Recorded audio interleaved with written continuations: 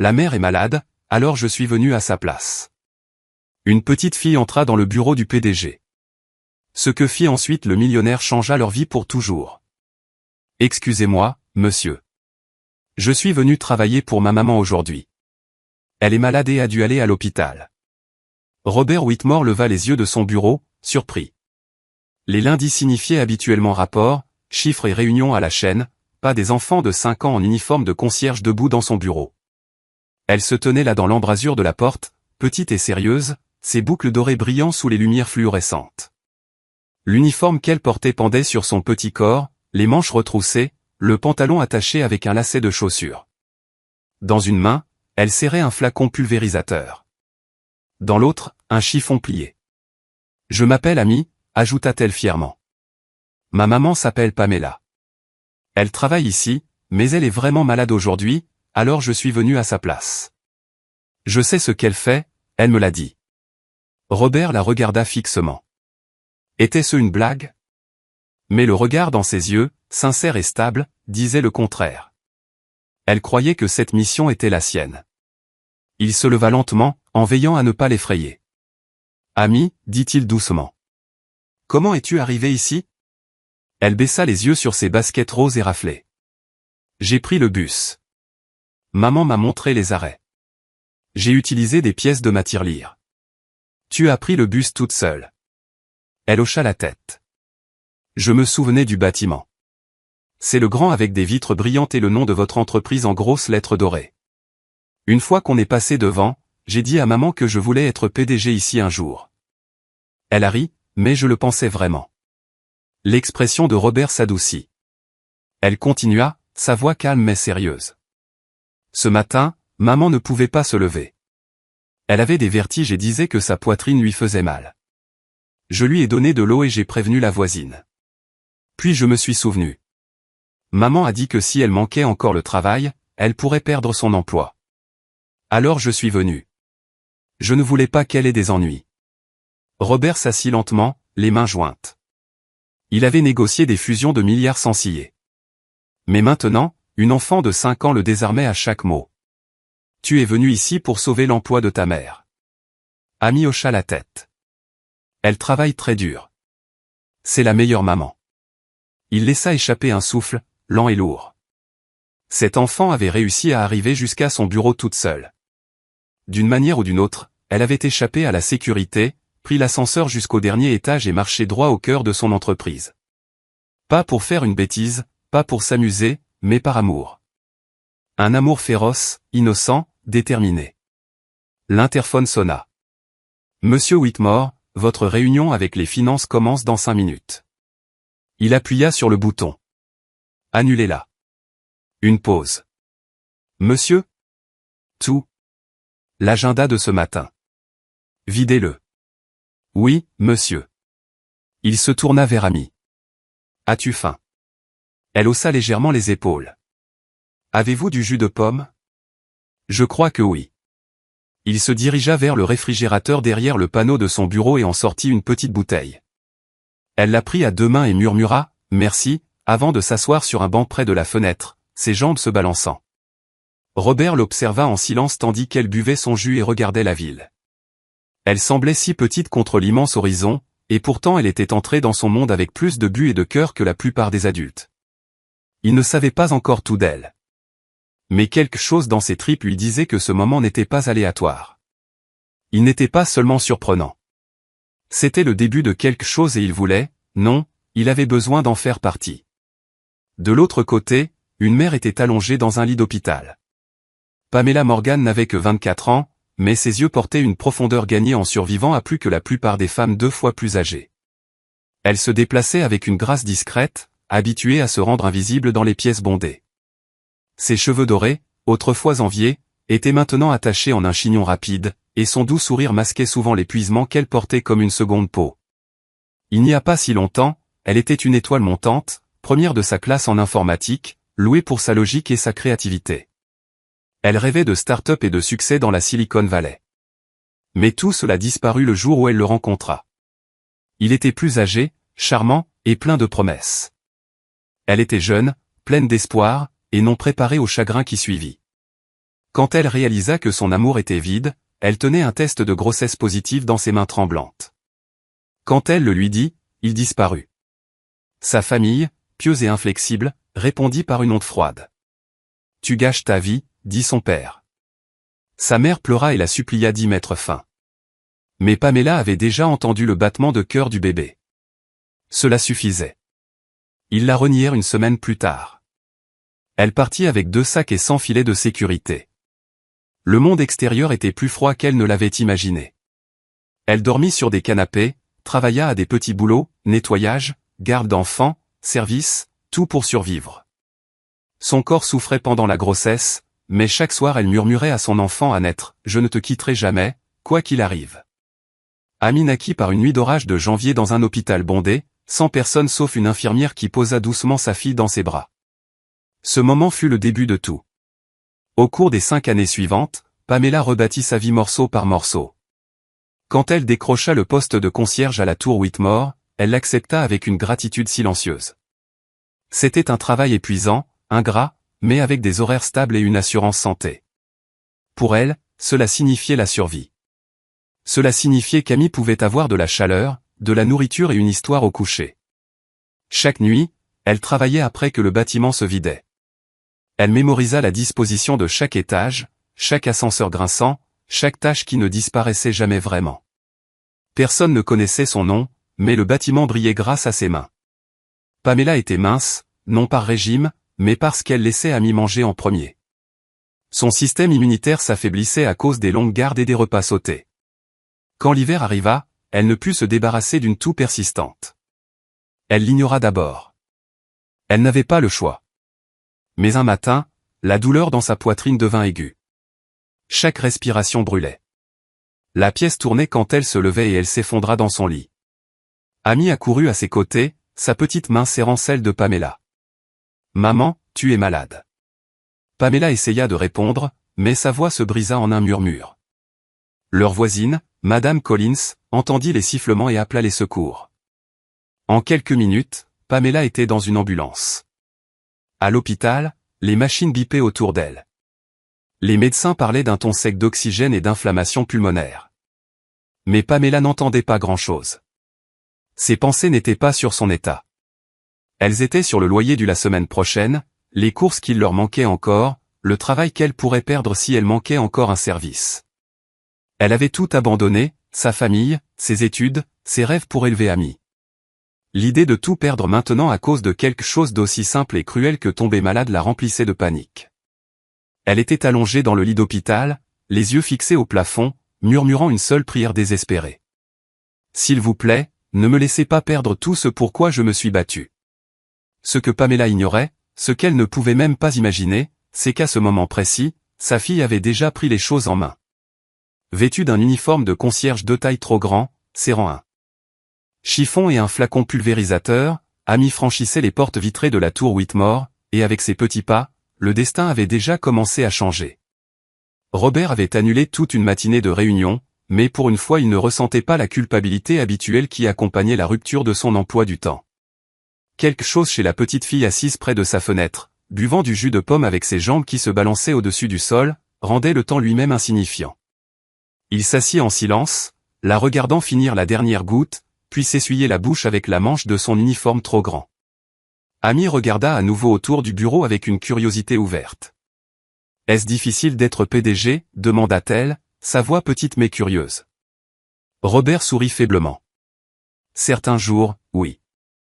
Il y a beaucoup à gérer. » Amy hocha la tête comme si elle comprenait. « Maman dit que quand on s'occupe de quelque chose de vraiment grand, il faut se souvenir des petites choses aussi. » Il cligna des yeux. Cela ressemblait moins à une enfant de 5 ans qu'à une leçon de vie déguisée en couette. Amy se leva avec précaution, posant la bouteille de jus vide sur le coin du bureau. « Je pense que je devrais commencer maintenant, » dit-elle sérieusement. « Maman commence toujours par votre bureau. »« Comme ça, » dit-elle, le grand patron là-haut a un début de journée propre. Robert haussa un sourcil, mais ne dit rien tandis qu'elle sortait de son sac un paquet de mouchoirs de voyage. Elle en déplia un avec des doigts délicats, le posa sur sa paume et s'approcha de son bureau avec la solennité d'un chirurgien préparant une opération. Elle commença à essuyer la surface avec des mouvements circulaires lents. C'était attachant, ses petites mains bougeant avec l'intention soigneuse de quelqu'un imitant quelque chose qu'elle n'avait observé qu'en spectatrice. Sa technique était loin d'être efficace, et sa pression déplaçait à peine un grain de poussière, mais il n'y avait aucune moquerie dans son expression. Elle était concentrée, fière et déterminée. Robert posa son coude sur la coudoir de son fauteuil et l'observa. « Tu es très dévoué, ami. » Elle sourit sans lever les yeux. « Maman dit que quand on fait quelque chose, il faut le faire bien, même si personne ne le voit. » Cette sagesse tranquille, dite si simplement, fit bouger quelque chose en lui, quelque chose de doux qui avait été enfoui sous des années de solitude protégée. Puis cela arriva. Alors qu'Amy tendait le bras pour essuyer un coin près de son ordinateur portable, son bras heurta un grand verre d'eau. Il vacilla une fois, 2 fois, puis bascula.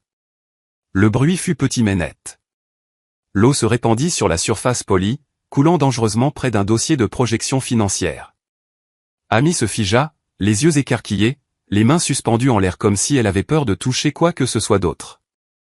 Je suis désolé, halta-t-elle, la voix tremblante. Je ne voulais pas. J'essayais juste d'aider. S'il vous plaît, ne licenciez pas maman. J'essayais juste d'aider. Robert se leva rapidement, attrapant une pile de serviettes et épongeant l'eau avant qu'elle n'atteigne le dossier. Puis il se tourna vers elle. Elle le regardait, la lèvre inférieure tremblante, les yeux remplis de larmes. Elle avait lâché le mouchoir et reculé comme si elle s'attendait à être grondée ou renvoyée. Mais au lieu de cela, Robert s'agenouilla à ses côtés. Et, dit-il doucement, plaçant une serviette dans sa main. Ce n'est pas grave. J'ai tout gâché, murmura-t-elle. Non, dit-il avec un sourire. Tu as fait de ton mieux. C'est ce qui compte. Elle le fixa, peu convaincue. Il ajouta, aujourd'hui, tu as fait plus que la plupart des gens 2 fois plus grands que toi. Et pour info, tu es la plus jeune employée que j'ai jamais eue. Cela ramena une lueur d'espoir dans ses yeux. Vraiment, murmura-t-elle. Vraiment. Et je pense que tu fais un super boulot. Amy laissa enfin échapper un souffle, la tension dans ses petites épaules se relâchant un peu. Elle hocha la tête solennellement, puis essuya soigneusement une dernière goutte d'eau du bureau.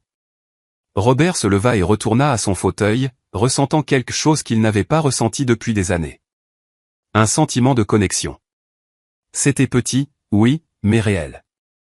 Cet enfant, avec ses manches flottantes et ses yeux honnêtes, était entré dans son monde et lui avait rappelé que la gentillesse pouvait encore exister dans des endroits inattendus. Tandis qu'Amy continuait à essuyer le bureau avec une confiance retrouvée, Robert s'adossa et l'observa.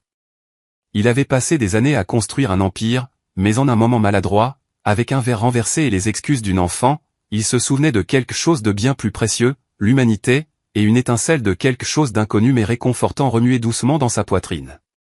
Le matin suivant l'apparition d'Amy dans son bureau, Robert ne pouvait se concentrer. Il était assis à son bureau, fixant une feuille de calcul qui avait autrefois consumé toutes ses pensées. Mais les chiffres se brouillaient maintenant. Son esprit revenait sans cesse à une petite fille en vêtements trop grands et une voix pleine de courage au-delà de ses années. Il avait besoin d'en savoir plus. Pas par curiosité, pas par protocole. Cela semblait personnel. Il appuya sur l'interphone pour son assistante. Trouvez dans quel hôpital Pamela Morgan a été admise hier matin et donnez-moi son numéro de chambre. L'assistante hésita. Monsieur, voulez-vous envoyer des fleurs? Non, dit Robert calmement. Je veux lui rendre visite. En début d'après-midi, il se tenait devant une modeste chambre d'hôpital au 5e étage du centre médical Saint-Marie. À travers la petite fenêtre, il la vit, pâle et immobile, mais pas fragile. Il y avait une force tranquille dans la manière dont sa main reposait sur son ventre, ses doigts légèrement recroquevillés, son visage tourné vers la fenêtre, les yeux ouverts et distants. Ses cheveux dorés, bien que légèrement en désordre, brillaient doucement dans la lumière du soleil. Il frappa doucement. Elle se tourna. D'abord, la confusion passa dans ses yeux. Puis la reconnaissance. « Vous êtes le PDG, dit-elle, essayant de s'asseoir. Monsieur Whitmore. S'il vous plaît, dit-il en entrant et levant une main apaisante. Ne vous levez pas. Elle obéit, mais ses joues rougirent d'embarras. Je suis tellement désolé pour Amy.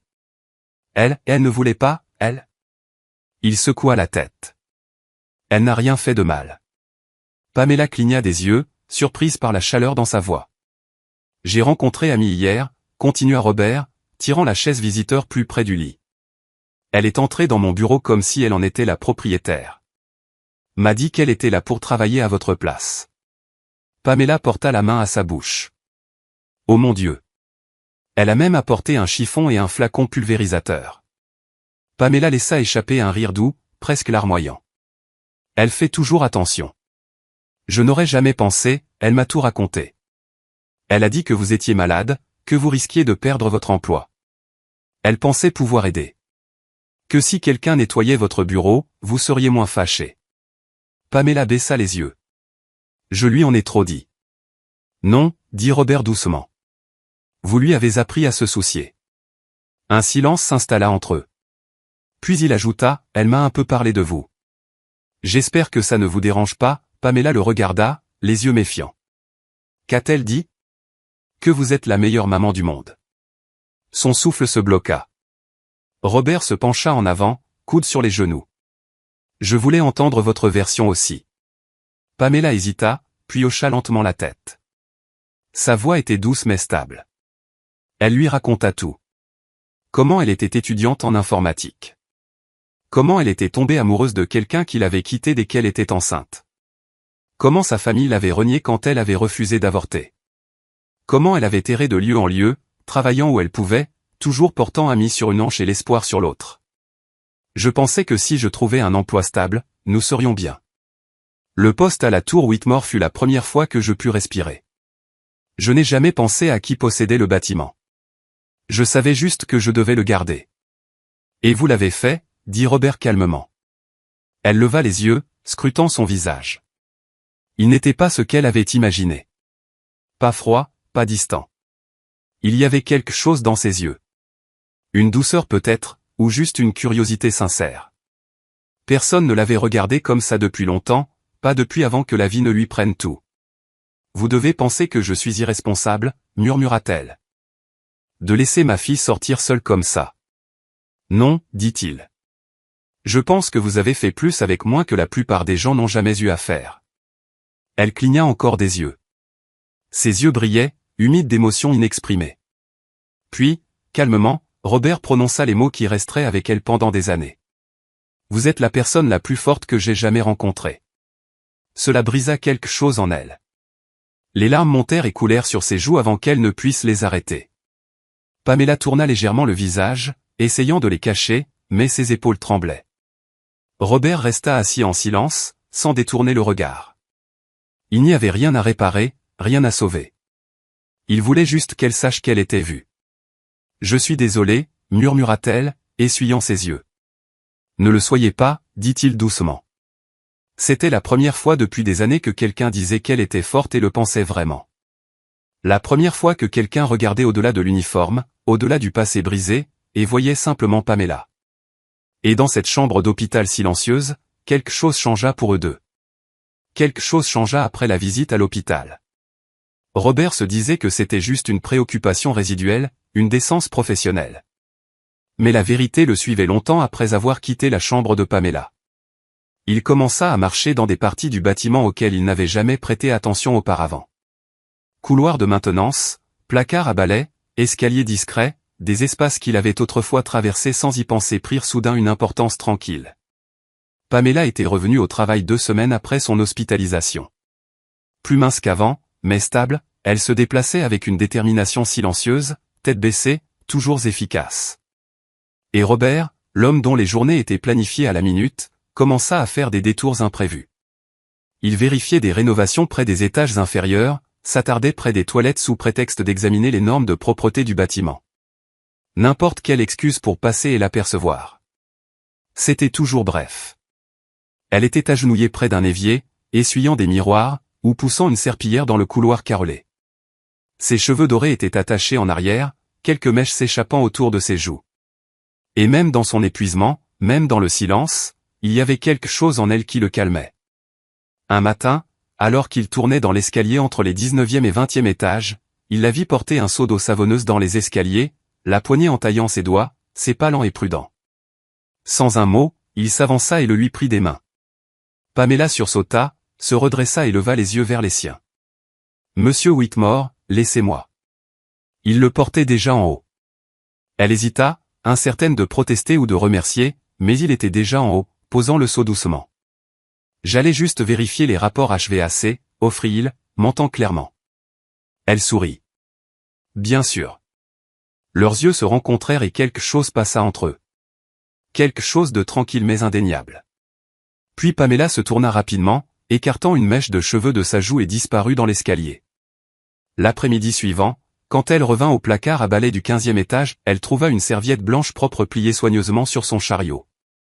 Dessus, un post-it jaune dans une écriture qu'elle reconnut. N'oubliez pas d'essuyer votre front.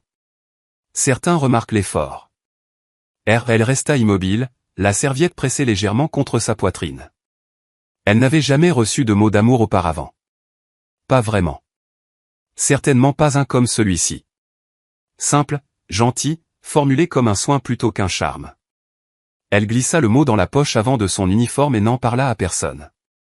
Leur rencontre restait brève, souvent sans mots, un regard à travers le couloir, un signe de tête en passant. Mais chaque moment pesait plus qu'il ne l'aurait dû. Une nuit, alors que le bâtiment se vidait et que Pamela nettoyait le sol de marbre du couloir exécutif, Robert sortit de son bureau, s'arrêtant à la porte. Elle leva les yeux, leurs regards se verrouillèrent. Aucun ne bougea. Les secondes passèrent. Puis quelque chose vacilla. Conscience, chaleur, peut-être même désir. Mais ils reculèrent tous les deux comme si le poids du regard les avait surpris.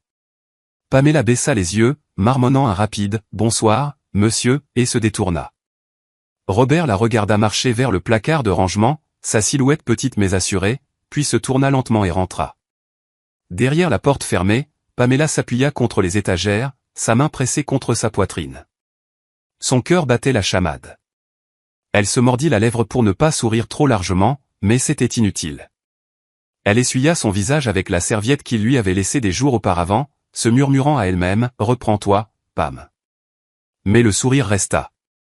De l'autre côté du couloir, Robert se tenait derrière la paroi vitrée de son bureau, regardant son ombre disparaître dans le corridor. Ses doigts reposaient sur le bord du cadre de la porte, sa mâchoire serrée. Elle est gentille, forte, vraie. Il avait passé toute sa vie dans des pièces remplies de surfaces polies et de conversations creuses. Des gens attirés par son titre, pas par sa vérité. Mais Pamela, elle était différente. Pas de performance, pas de prétention, juste du courage, de la résilience, de la chaleur. Et sans s'en rendre compte, Robert murmura à voix haute ce qui s'était déjà installé calmement dans sa poitrine. Je crois que je tombe amoureux d'elle. Juste au moment où les choses commençaient à s'installer dans quelque chose de tendre et d'inexprimé, le passé frappa à la porte. Il s'appelait Daniel Carter. Pamela ne l'avait pas vu depuis plus de 5 ans, depuis le jour où elle lui avait dit qu'elle était enceinte et qu'il était parti sans se retourner. Elle avait cessé d'espérer des excuses il y a longtemps. Mais rien n'aurait pu la préparer au moment où elle le vit debout devant le hall de la tour Whitmore, appuyé nonchalamment contre le bureau de réception en marbre comme s'il y avait sa place. « J'ai entendu que tu travaillais ici », dit-il avec ce même sourire en coin qui la charmait autrefois quand elle était trop jeune pour savoir. « Et j'ai entendu que le PDG a un faible pour sa concierge. » Pamela se figea. « Que veux-tu » Il se pencha légèrement. « Une seconde chance. Ou peut-être une première chance d'être dans la vie d'amis. Je pense que je le mérite. N'est-ce pas ?» Le sang de Pamela se glaça. « Tu es parti.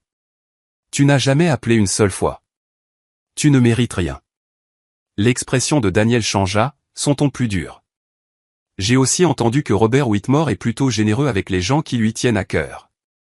Peut-être qu'il pourrait l'être avec moi aussi. » Pamela le fixa, incrédule. « Tu n'es pas là pour elle. Tu es là pour l'argent. » Il haussa les épaules. « Ou des options. Dans tous les cas, si les gens commencent à poser des questions sur votre relation spéciale, je doute que ta position ici reste si sûre. » Elle s'éloigna sans un mot de plus, les mains tremblantes. Mais il était trop tard.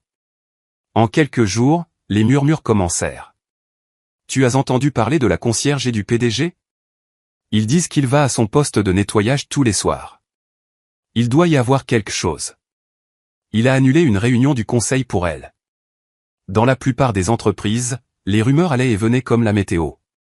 Mais dans le monde de Robert, fusion de milliards, marge boursière fine comme une lame, Tout avait un prix, y compris la perception.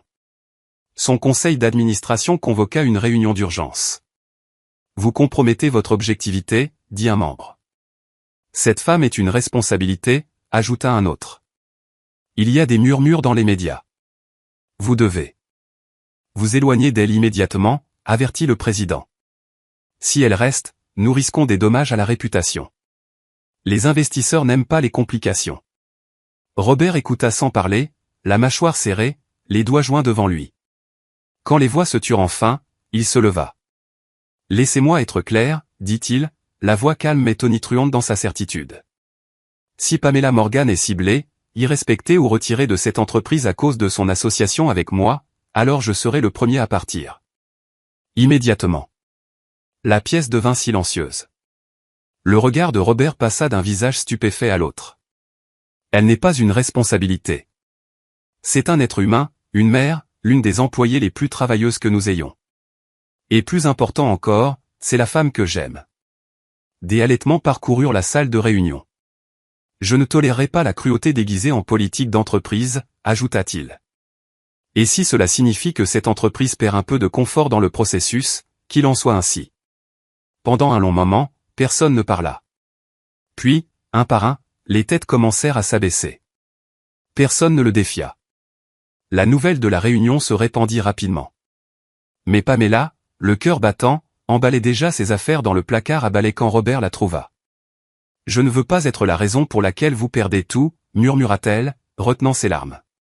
Ce travail, cette entreprise, vous avez travaillé si dur. » Il s'avança et prit ses mains. « Vous n'êtes pas la raison, dit-il doucement. Vous êtes l'encre. La première chose depuis longtemps qui me fait me sentir comme une personne plutôt qu'une simple position. » Elle secoua la tête, les larmes coulant sur ses joues. « Vous vous êtes battu pour moi, dit-elle doucement. » Il sourit. « Vous vous êtes battu pour amis, pour tout. Vous pensiez que personne ne remarquait, mais moi si. Et maintenant tout le monde aussi. » Et pour la première fois, elle le crut pleinement, complètement. Parce que dans la pièce où le pouvoir régnait et les titres commandaient le respect, Robert Whitmore avait déclaré son cœur, et le sien était enfin en sécurité dedans. La tempête était passée, mais Robert savait que les dommages que Daniel pouvait encore causer s'il n'était pas contrôlé. Calmement, il engagea l'une des meilleures avocates en droit de la famille de l'État, une femme réputée pour protéger les mères célibataires et démolir les hommes manipulateurs au tribunal. Ensemble, ils construisirent le dossier de Pamela, des années de parentalité solo, d'indépendance financière, d'historique de travail constant, de dossiers scolaires, de reçus médicaux, preuve d'une mère qui n'avait pas seulement élevé son enfant, mais l'avait fait avec dignité face à l'abandon. Daniel se présenta à une audience préliminaire, suffisant et indifférent. Mais quand il vit l'équipe juridique qui l'attendait de l'autre côté et Robert Whitmore assis au fond de la salle d'audience, son regard inflexible, ce sourire suffisant disparut lentement. 3 jours plus tard, Daniel retira officiellement sa demande de garde. Il ne contacta plus jamais Pamela.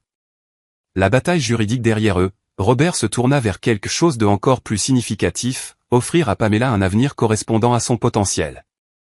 Elle avait un jour mentionné son amour pour le logiciel, ses rêves de terminer ses études, de construire quelque chose qui comptait. Alors, il créa un nouveau poste chez Whitmore Enterprises, conseillère technique pour la transformation numérique interne, et le lui offrit. Au début, Pamela hésita. « Je n'ai pas touché au code depuis des années. Je ne sais même pas par où commencer. » Robert sourit. « Commencez ici avec nous. Nous avons besoin de quelqu'un qui comprend le côté humain de la technologie. Quelqu'un qui sait ce que signifie construire à partir de zéro. » Il organisa des sessions de mentorat avec l'équipe informatique, lui acheta un nouvel ordinateur portable, lui donna accès à des cours en ligne, et toutes les ressources dont elle avait besoin. Et quand elle se présenta pour son premier jour dans le nouveau rôle, vêtue d'une simple blouse bleu marine et d'un pantalon ajusté, les cheveux détachés et les yeux stables, chaque personne dans cette pièce le remarqua. Pamela était différente des programmeurs qui avaient glissé à travers leur diplôme. Elle posait des questions que personne d'autre ne pensait à poser. Elle se souciait de la manière dont les systèmes impactaient le personnel de nuit, les départements négligés, les concierges qui avaient autrefois été ses pairs. En un mois, elle avait aidé à concevoir une interface conviviale qui simplifiait le logiciel de rapport de maintenance de l'entreprise, réduisant les temps de réponse de moitié. Les gens commencèrent à l'arrêter dans le couloir, non pour demander des produits de nettoyage, mais pour son opinion, et pendant tout ce temps, Amy s'épanouissait. Elle venait au bureau tous les après-midi après l'école maternelle, traversant le hall de marbre comme si elle en était la propriétaire. Elle saluait les agents de sécurité, livrait des dessins au crayon au bureau de Robert, et montait sur ses épaules pendant les pauses déjeuner. Cet endroit sent maintenant maman et les sourires, dit-elle un jour, tournoyant dans l'ascenseur.